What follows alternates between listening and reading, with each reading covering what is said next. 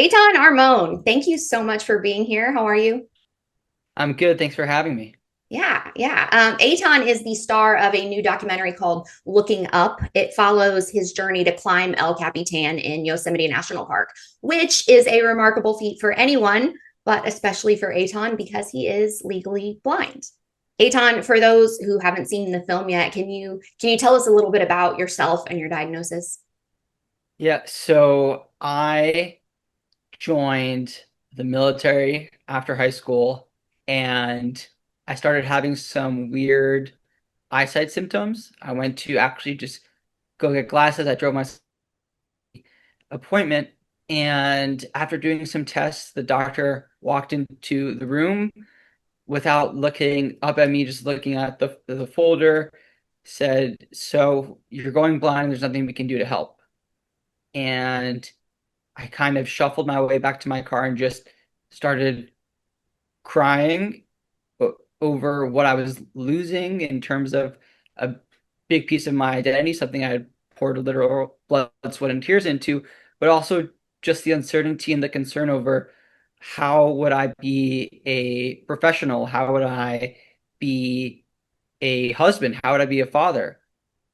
It took a bit of time. There was definitely a transition period, but after letting that be really hard and challenging, I took a step back and said to myself, okay, what were the values that were important to me, are important to me, and how can I find a new way of expressing things like contributing to something bigger than myself, challenging myself, being around good people, and doing fun things. And I think that's what led me to this project and to this climb. In the film, you talk about that initial fear of just not knowing what your life would look like. And you just mentioned that. Now, how has your life changed as opposed to what you thought it might look like when you first got your diagnosis? It continues to change and surprise me in new ways all the time. Well, first of all, my condition is progressive. I've been very fortunate to be in a clinical trial that has kept my vision pretty stable relatively, but my eyesight's looking it's like looking through a cocktail straw. And I think that there are new challenges, not every day, but every period of time.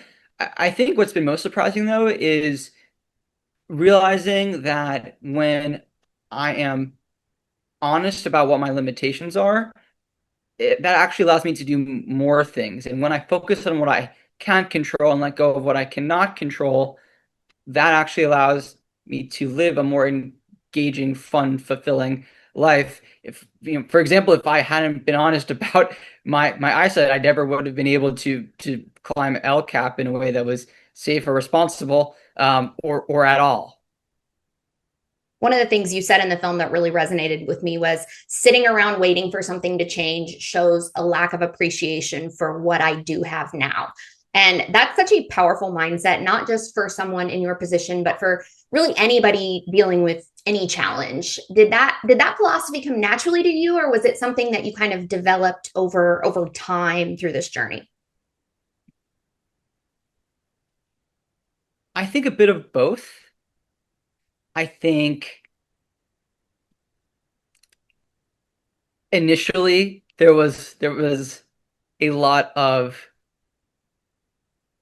there was some anger, there was some regret, and I think after that period of time, just understanding that there were still ways that I could find things that I was passionate about, find new ways of expressing those values of contributing to something bigger than myself, challenging myself, being around good people, just having fun. It means that I have a lot in my day-to-day to be grateful for. And I think something that definitely comes up in the film is my support system. During the film, most notably, I was just dating my now wife, who we jokingly call my seeing eye wife, but she's really incredible. And there's a mentor of mine in the film, Robert, who has a line that says, "Now's a great time to go blind." There's just so much technology out there. The pace of innovation in science is really great, and there are some amazing doctors who are not just good scientists, but great people working on this problem and developing new treatments. And they get to focus on that, and I get to focus on living that engaging, meaningful, fun, fulfilling, challenging life. You mentioned your wife. One of the things that made me laugh was when you first told her that you were going to climb El Cap. Her first question obviously was, "Is this safe?" But then she wanted to know immediately, "What's the food situation and how do you go to the bathroom?" Which is also, those are the two questions I also ask before embarking on any journey. So I loved that. I thought she was like, this is a woman after my own heart. One thing that really blew my mind when watching this was learning that you had never done this sort of climbing before. And Eitan, El Cap is not exactly like a beginner level endeavor. So when your friend first suggested it, were you like, this is completely crazy? Or were you like, yeah, let's do it? I think somewhere in between. I think I think it was something that I was excited to do. I like being outside. I love skiing and hiking and that kind of stuff. So it wasn't totally out of the realm of possibilities, if that makes sense. But there was a level of curiosity of, how I don't really understand what this means, but it sounds cool. Let's talk about what this involves, what I would need to do this safely, and then there was definitely a trial and error process, a training process, because I hadn't done something like this before. Eventually, we got to the point where we had come up with all these systems that allowed us to do this climb in a safe way. Things like putting textured tape on pieces of equipment so I wouldn't have to look for things, but I could feel for them when I was on the wall and needed to do things by myself. So I think there was some concern, but it really was more excitement and curiosity, which eventually just led to excitement. What was the steepest learning curve for you? Was it the gear, the ropes, the just trusting other people with your life? Definitely going to the bathroom on the wall by far. And I think it's funny. A lot of times when people ask me about the climb, they want to know, were you scared? And I I think not being able to see actually is an advantage from that perspective, because if you can't see how far you're going to fall, well, then there's actually less to be concerned about. I was actually going to ask you that because that was one thought I had while I was watching the documentary. I thought, well, the scariest part is looking down, but if you can't really like grasp the full magnitude of how high up you are, maybe it's less scary. But I also think that we like before we try any kind of new experience, we tend to like hype ourselves up. So what was actually scarier, like preparing for the climb, like actually like thinking about it, or just actually being on the wall? I would say really specific parts of being on the wall were scarier. I I think because this was so new, I actually had a hard time getting scared beforehand. But once we started climbing, the first day, everything was new. It's this beautiful scenery, and while I can't see how far I'm gonna fall, I can't see all the scenery. But even I could tell how beautiful it was. But there was a moment on the second day where I had a little freak out where when you climb a route, it's not always just straight up. There's sometimes you have to kind of go from here to a little bit this way. And when you do that, you're clipped in at 2 points, and you have to detach one of the clips so you can get to the other one and then continue climbing. And I had to unclip myself.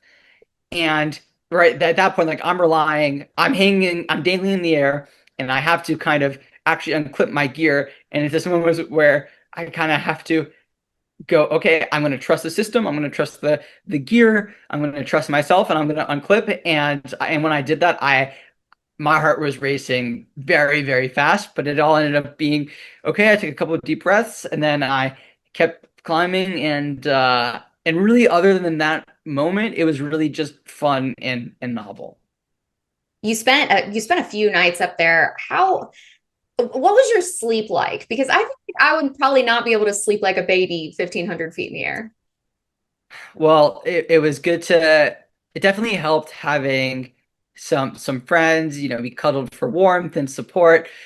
I'm kidding, but I think For anyone who's gone camping before, you're often pretty tired at the end of the day. So I was able to sleep pretty well for the most part.